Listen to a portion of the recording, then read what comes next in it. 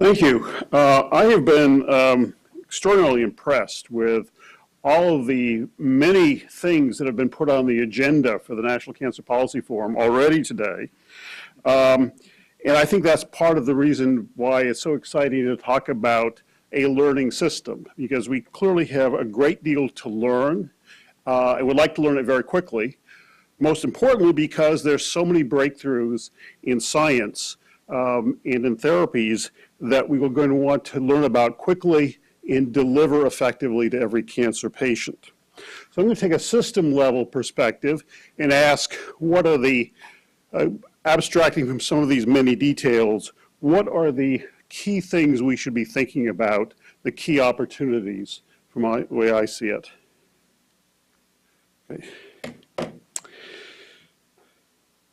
I think it's useful to think about the overall system, and the overall learning system is being, if you'll pardon me being an economist, talking like an economist here, having a production process where we start with accelerating biomedical research, learning more science, translating that into new products and therapies, moving on to then evaluating those to find out what works best for individual patients.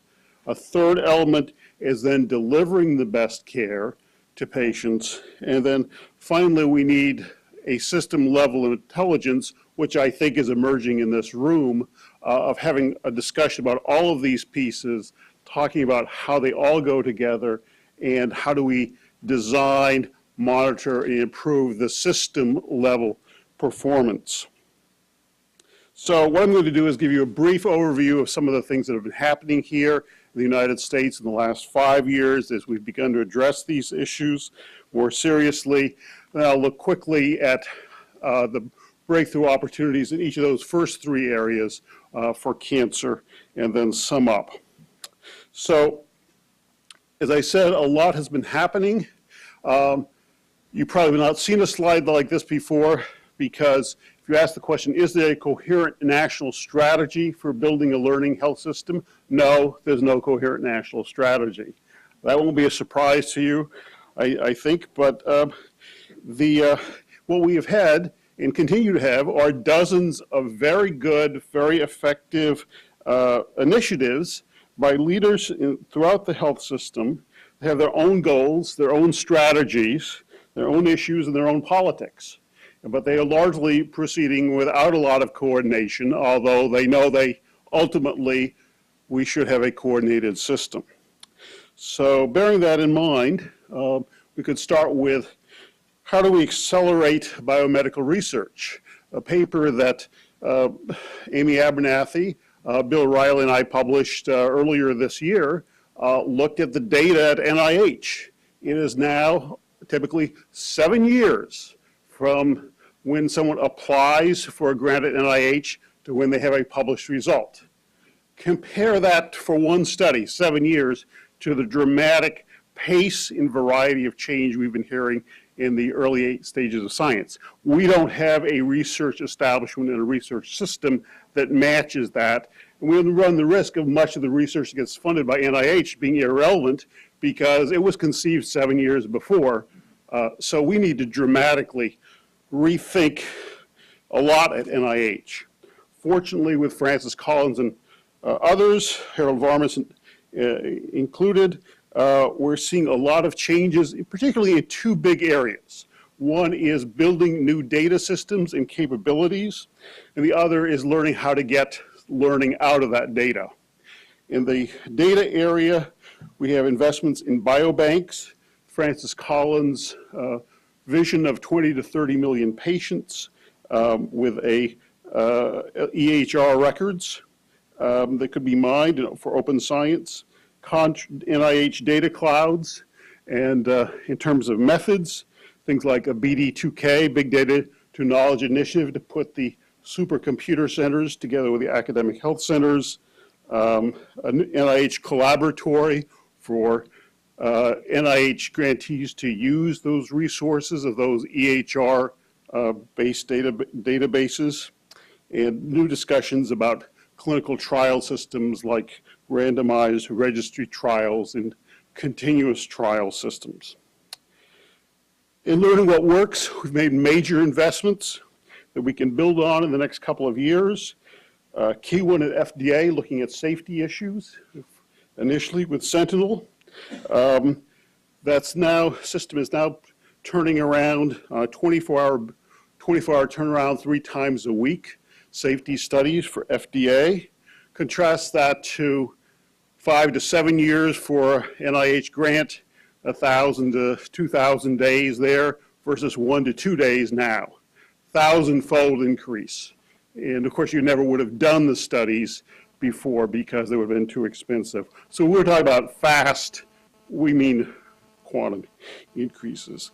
PCORI has gotten established and is beginning to build their CER system and their data system that can fill in many of the gaps for patient groups and registries where we don't yet have databases we need. And finally, delivering best care. Some very bold initiatives that are getting started. I'm thinking particularly of ASCO's rapid learning system, which is designed and intended to take the breakthroughs you've been hearing in science and from FDA and be able to, almost in real time, be able to make that available to the nation's oncologists. So early stages yet, but worthy of a lot of support and a tremendous potential for changing that 15-year plus transmission cycle we've seen. You might think of this, to simplify it, as going from the old S-curve of implementation, takes 15 years, to a J-curve. We actually want to learn very quickly what works, and FDA is doing a lot of good work at that, and then we want it to be rapidly translated. So in all these areas, we have opportunities and huge challenges to build a much more rapid system. Let me hit a few of the key ideas, and I think there are dozens of them.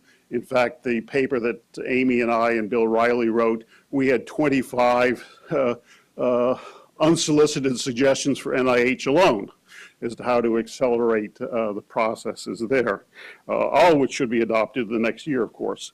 So I put that on the agenda if I forgot to mention it. But the key idea here is to build the National Cancer Data System. I'm glad we have a director showing up to do this, because if you look at it, a common feature of all of these things we're talking about learning, have HIT elements at their core, and one would like to have all this work together. You know, it's now already malpractice, if not, it soon will be, not to be doing cancer workups, not just at the boutique centers, the academic world, but everywhere in oncology. But how are we going to do that? We don't have EHRs that can hold and analyze all of this data. We need to be able to collect it, make sure it's good, use it for research, use it for patient care, and do all of this, use it for regulatory approval, and do all of it in real time while recognizing patient privacy issues and making it all work together as a system. I'm looking forward to NCI taking the lead in designing that system, but I think that should be one in which we have a top priority for supporting that through the policy process, because it really is fundamental, and many of the benefits we're talking about will be a direct function of how well our IT systems work, including being able to transfer all that data through ASCO and other systems to patients. So a couple other things besides the overall data system, we clearly need BD2K centers of excellence for cancer, faster, less expensive studies, predictive models for patients and physicians and other things. But that would be the first order thing on my priority list, would be make sure we are focusing on making sure we've got a data system that can make all parts of the health system work well individually and as a system. Secondly, we need to be developing a rapid learning system for new technologies. Most of our cancer therapy is now off-label, but clearly we're going to have thousands, I don't know how many thousands of combinations I heard about today, but we're going to have a great deal of things to learn about effective treatment and effective use of new treatments that are personalized. We need a system to do that quickly and efficiently I would suggest a national registry system with, for new therapies, with research plans, and we have marry that with coverage with evidence development for studying new drugs. And finally, Mark has been gotten into this very nicely. We need to be able to leverage Medicare in its $10 billion funds in the Innovation Center and its payment policies to work together with ASCO and the rest of the cancer delivery system to make sure we have a system that adds those billions of dollars of demand pull to sort of the supply push of new ideas that we've been trying to get adopted. So to sum up, these would be my 3 modest suggestions for the work plan for the next year.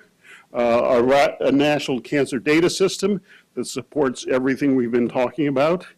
A rapid learning system specifically for new technologies, because that's where we are hoping the greatest benefit will come to patients by advancing those new sciences and therapies and learning how to use them. And finally, that we make sure that we can support the delivery system and incentivize them to get all of these benefits that are coming from science delivered to patients as quickly and as efficiently as possible. So thanks very much. Lynn, thank you very much. Very good.